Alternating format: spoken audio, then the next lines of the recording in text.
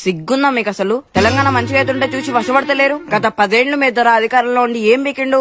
రాష్ట్రాన్ని సంక నాకిచ్చిండు. మిగులు బడ్జెట్ లో ఉన్న తెలంగాణని సుమారు 7 లక్షల కోట్లు అప్పులు పాలు చేసి కాంగ్రెస్ కప్ప చెప్పిండు. కాళేశ్వరం పేరుట 1,00,000 కోట్లు మింగిండు. ధరణి పేరుట భూ కబ్జాలు చేసిండు. దళితులకు 3 ఎకరాల భూమిలే, రైతులకు రుణమాఫీ చేయలే, డబుల్ బెడ్రూమ్ ఇల్లు, నిరుద్యోగుల వృత్తి రాలే, ఇంటికొక ఉద్యోగం అని చెప్పి పేపర్ లీకులు చేసిందే గాక ఒక్క గవర్నమెంట్ కొలు గిట్లా భర్తీ చేయలే. ల్యాండ్, శాండ్, మైన్, వైన్ మాఫియాలు చేసిండ్రు. తెలంగాణలో అందరు బతుకులు ఆగమైతే వీళ్ళ కుటుంబం మాత్రం బాగుపడ్డది. గంతెందుకు ఈ 10 ఏళ్లలో మీ దొర ఎప్పుడైనా గడి దాటి బయటకు వచ్చిండా? ఇక వీళ్ళకైతే సిగ్గు శరం లేదు.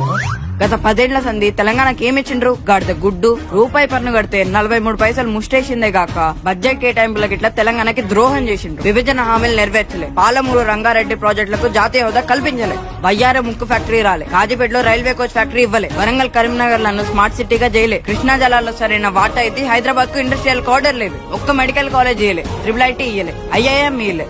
ITIR పీకపాయ. కాంగ్రెస్ అధికారంలోకి వచ్చిన 100 రోజుల్లోనే 5 గ్యారెంటీలు అమలు చేసిండ్రు. ప్రగతి భవన్ గురించి ప్రజాభవన్ ఏర్పాటు చేసిండ్రు. 30,000 ప్రభుత్వ ఉద్యోగాలు భర్తీ చేసిండ్రు. 11,000 పోస్టులతో మెగా డిఎస్సీ పెడుతుండ్రు. కులగణన చేస్తుండ్రు. కులాల వారిగా 17 కార్పొరేషన్లు పెట్టిండ్రు.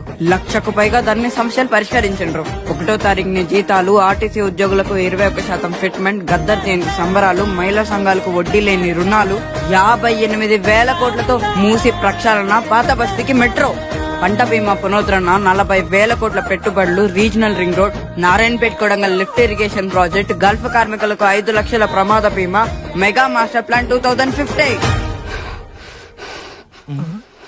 ఏ తోడు దొంగల్లారా ఏమన్నారు ఇందాక? రుణమాఫీ చేయలేదా? 15 ఆగస్టుకి దేశమంతా స్వతంత్ర సంబరాలు జరుపుకుంటే మా తెలంగాణలో రుణమాఫీ సంబరాలు జరిగితే గుర్తుంచుకోండి. తెలంగాణలో మార్పు మొదలైంది.